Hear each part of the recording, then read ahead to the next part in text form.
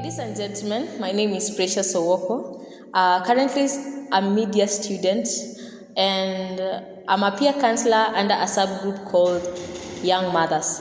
Today we have very beautiful ladies with us and we would like them to tell us their names, which type of occupation they are in or which work they do, and also peer the kind of course that they are doing. You're welcome. Hi everyone, my name is Yvonne Botike. I'm from Laikipia University, a student pursuing Bachelor of Education Arts, English and Literature. I am a mother of a 4-year-old boy and I sell rice. I am a business person. I sell rice sometimes. That is what I use to boost myself. Thank you.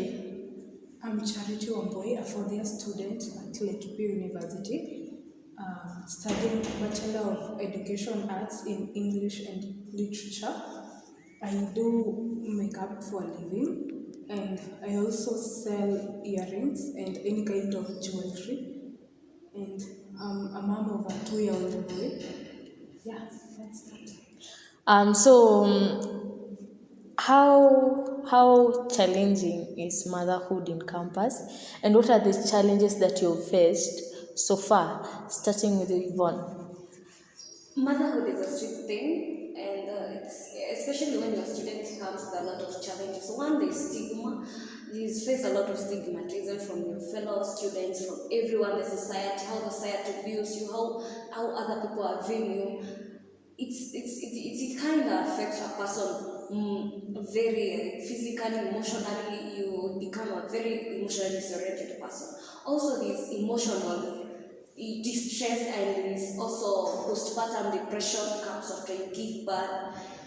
It affects someone because this stress that comes when you give birth, you regret you giving birth, you hate yourself, you see like everyone don't like you, you see like the world is turning upside down. There's a lot of challenges. Also, there's this challenge of lack of support, and you see like you can have a baby and everyone neglects you, so you have to support yourself. You're a student, you have to multitask, you have to there's no one who is supporting you, and that is a very big challenge facing us mothers. Yeah, so Charity, what has been your challenge as a young mother in campus? And I would like you to answer to like, how did you give birth? Is it the natural way or how was it? And did you receive support from family, from your partner? And also, how did your course mates and also the society viewed you as? And generally, just the challenges that you faced. So, first start with for the challenges, as in it's kind of difficult to juggle between studies and parenting. It's not as easy, especially because at times like the schoolwork is too much. The kid is here, he needs your attention, and you still have to do this assignment. As in, it's not easy. About the support thing. My parents have been very supportive from the word go. I can't complain. As for the partner, we don't even talk. I don't even know where he is. We were fine for like a year, and then he started acting up all weird and all, and we broke up. As for giving birth, I remember that day. It was on a Thursday morning. It was around 3. Yeah, it was an emergency, so I had to go for CS, and that's it. Plus, kuna ile stigma, as much as you don't want it to catch up with you, as in a catch up na wewe juu, as in you're here, you have a kid, your friends are there. Okay, for some people unapata mimi siwezi tembea na yule ako na mtoto, mimi sitaki kukaa mtu mzee, alafu there's this view of society. There's a way there's a way in which you're supposed to behave. I don't know, you can't dress in this way because you have a kid. You can't do makeup because you have a kid. Like unakaanga ni kama you're a certain who somewhere. Okay. But as in for me, I've survived through I have a kind of don't care attitude to some point. So it helps a lot to the judgment is too much. It's too much. I'd say that. Okay, so motherhood is stressful, like you have heard from them, and they have been able to survive those challenges no matter what. That's why I call them strong women in the society. What advice can you give to young mothers? Because there are some students right now that are pregnant and they don't know the way forward. Like they are seriously stranded. They don't have that support. They don't have anyone to lean on. They don't have anyone to talk to because people are so much judgmental. Watu wanawaambia sisi tu kuwapeleka kupata mimba, ninyi mlienda kufanya, unaona? So what advice can you give to the young mothers in campus? First of all, if you're pregnant, the first thing is accept you're pregnant. That hiyo ndio itakupush, like accept. Kwanza you accept. Then sasa you work on yourself. Don't worry about what people will say. It is about you, it is not about others. First love yourself. Also, if you feel like you're emotionally retrieved, like you're giving up on everything, look for a person to talk to. Look for a mentor, look for a person to tell what you're going through. And if you lack support, ask your friends to support you. Don't die as in usikufe ndani ukikataa kuomba usaidizi. Ask your friends to support you. If there's no one giving support, depend and look for something to do. You can start a small business, you can start this. Just because you're pregnant doesn't mean you can't work for someone. Utafute tu support yako kidogo. Work. Ukipata chance, just work. And that's it. Thank you. What about you?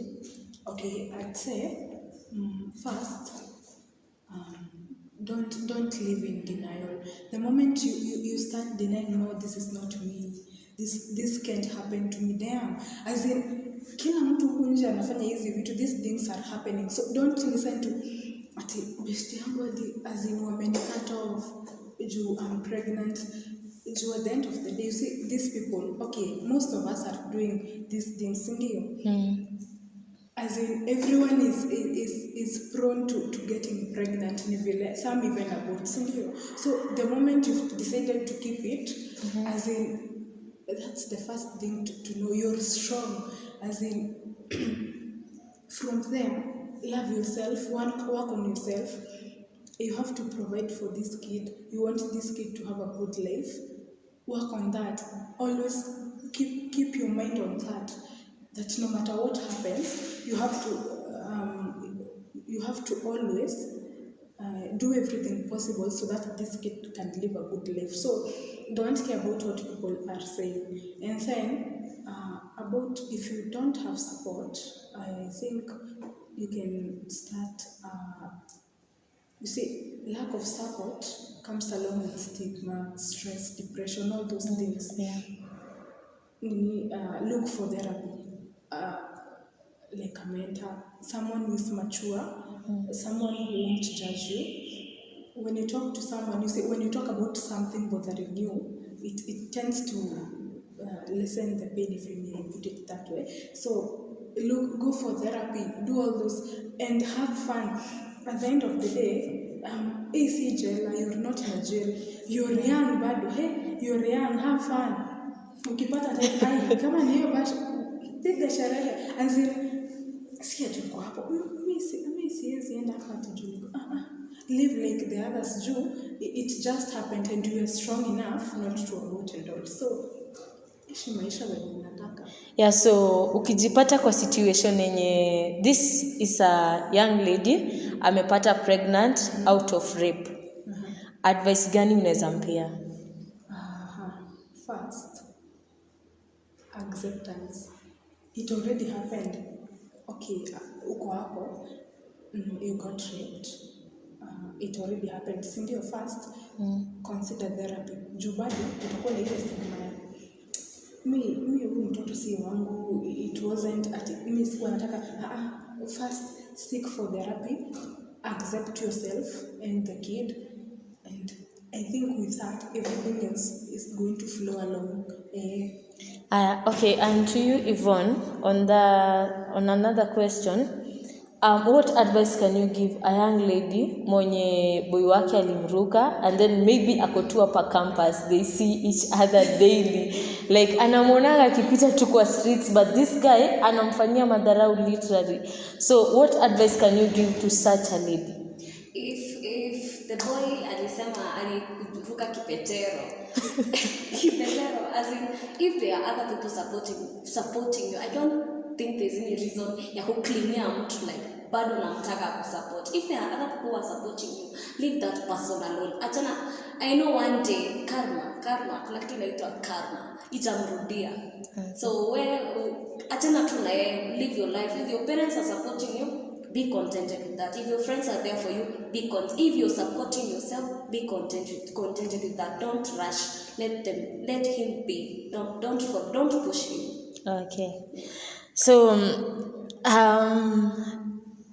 it's so nice to hear that we need to solve our challenges in a positive way, because it all starts with us. The love starts with us. The change starts with us. The strength comes from within. Usijifunge cause wewe ni mama, so unasema ati mimi sitaki kwenda huku nje, sitaki kwenda ku have fun. After all, bado someday those friends of yours or those classmates of yours or those schoolmates of yours watakuwa tu mama siku moja, si ndio? So what is your advice to the society at large? Because earlier you mentioned the society iko na judgmental perspective sana, especially majirani.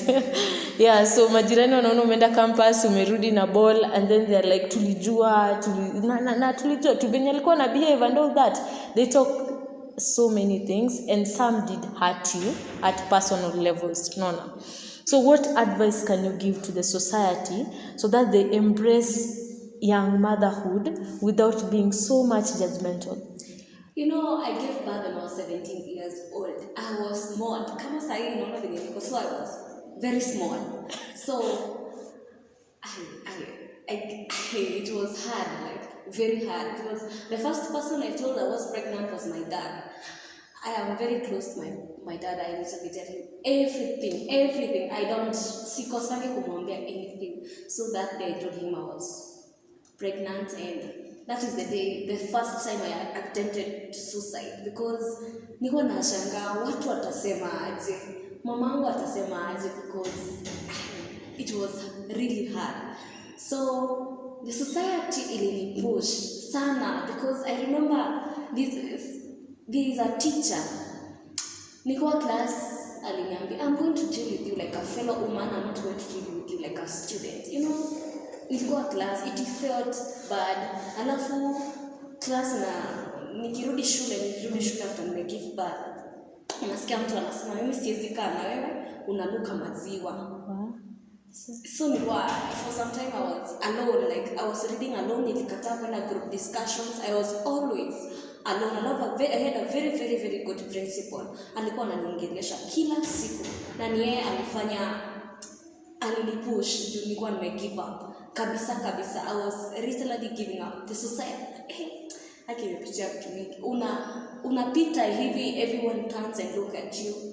I remember this prize giving day. Yeah, I was second best girl in our class. I was the best number 2 position 2 in our class, and I was gifted. So it was prize giving day. When I was going home, these 2 women, I don't understand why women talk bad to other women, and also they are talking bad and they still give bad, and they have children who are women in their houses. So these 2 women wakanisimamisha, wakanieleza, wewe msichana unafanya nini shule? Unastahili kuwa nyumbani ukinyonyesha mtoto wako, si kunukisha hawa watoto wengine maziwa.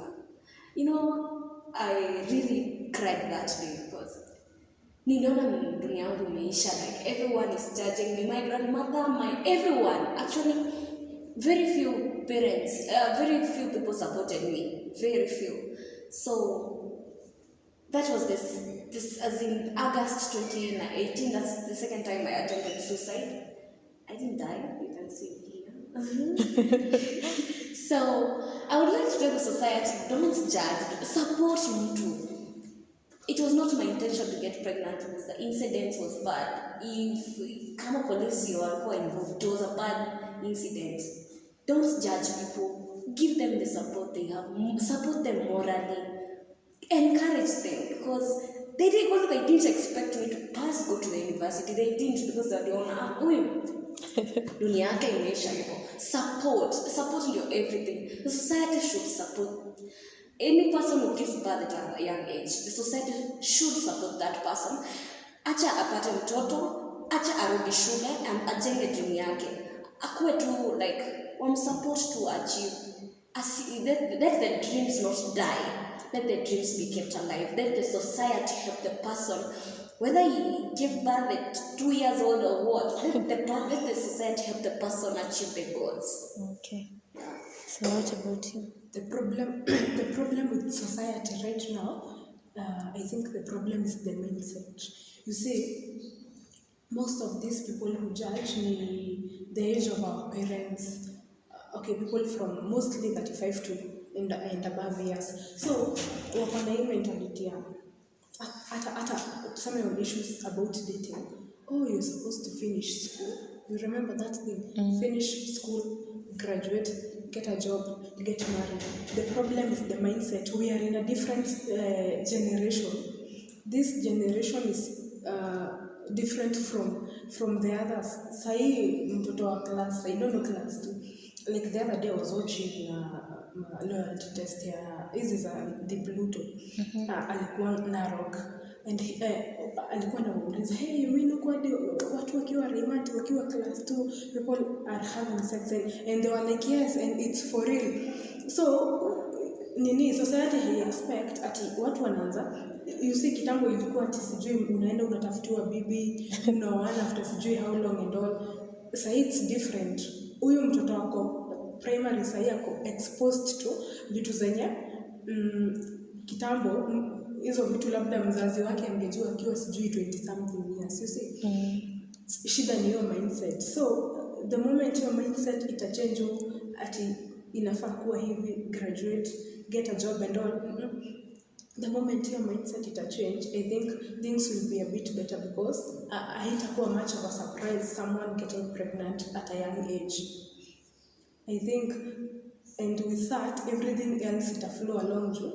You see, nini watu wakiona, enyewe siku hizi, watoto wa siku hizi, it's so much, like, it's so different. So, after your mentality will change I think things will be much better. Now, I have to judge because the moment you judge this kid, the next day, maybe your kid will be that way. Utaongea, utasema nini?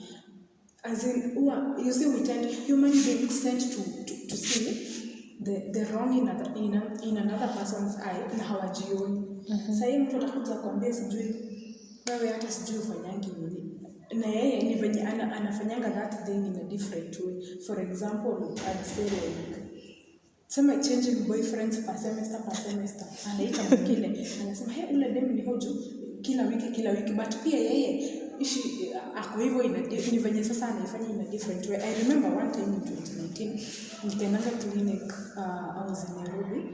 I went for clinic and that doctor, like, they must ask for your details, your status and all. Tukafika pale kwa years, namwambia 19 and aliweka peni yake chini. Mtoto wa 19 unafanya nini clinic? Ako like, and I was like, okay, what's your problem, bitch? As in, kuna tu ile judgment ingine hadi unafeel ni kama utaenda mahali upige nduru hadi juu, as in, it's too much. And she was like, kwani siku hizo watoto shule nimekataa kusoma, unafanya nini huko na uko 19? And I was like, okay, so you just do your work and all, mind your business.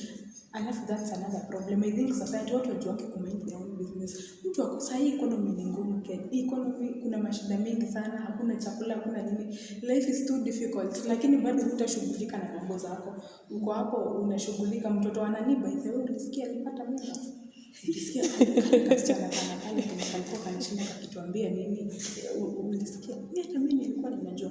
Hivyo ndo watu wanaongeanga. Na kwake maybe akona mtoto kijana amepea mwingine mimba na anajudge ule mwingine, you see. So mindset, with the mindset being changed, I think everything is going to be okay.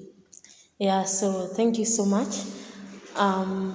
The last thing, what advice keeps you going, or what keeps you going? Because si rahisi, like you have just said, what keeps you going? My resilience. What I strive, I must. As in, what my focus, I must focus on that. Also, my parents keep me going because currently they have my son at home. They feed him. They have him, as in they make him go sleep. My father read stories to them, to my son. Like, wame bond. That when I call my parents, my dad must call me every day in the evening to talk to Ryan, as in my son. You see that when you hear that voice from your son, when you hear how your parents are encouraging you, especially my dad, it keeps you moving. Also, not giving a damn. Don't, what people say, you can put cotton in your ears. Don't listen to people what they say. Be you. Just be you. Just be you. And everything, itakuwa very, also very good. Also, how I am happy, how I am laughing, how I am, my sense of humor, how I have supportive friends, that keeps me moving, because me venye niko naweza kaa peke yangu, I can do what, as in I can even hang myself. Sipendi kukaa peke yangu because I know me. I love to talk. I will talk, I will laugh. That keeps me moving, expressing myself. How I have ability to heal very fast, how I accept things how they are, how I'm able to move on very fast. That keeps me going. Actually, hiyo ndio inanifanya ni push harder. Yeah. Okay, so Charity, what keeps you going? I look at my birth date and I'm like, we are still young. We have so much to do, as in maisha ijaachia hapo. Plus, sometimes I can wake up in the morning and I'm like, leo nasikia kujipaka vitu kwa uso, like just doing what makes me happy. That's all. I'll be fine. Plus the fact that we are still young, I'm like, tuko na maisha ya kuishi. We have so much to do. There's a lot of exploring to do. You know, you can't just give up at this time, and that's all. Yeah, so our dear viewers, you've heard the great and awesome inspiring stories from our beautiful ladies, Charity and Yvonne. We have a WhatsApp group, Laikipia University Peer Counseling, and it's called Young Mothers Support WhatsApp Group. So if you're interested in joining the Young Mothers Support Group, you can just inbox one of the peer counselors and you will be assisted. That is if you are around Laikipia University. If you're a young mother, usikufe stress. We have so many people out here who are willing to support you, who are willing to encourage you, who are more than willing to help you journey that process successfully. Otherwise, thank you so much for watching and listening. Till next time, bye-bye.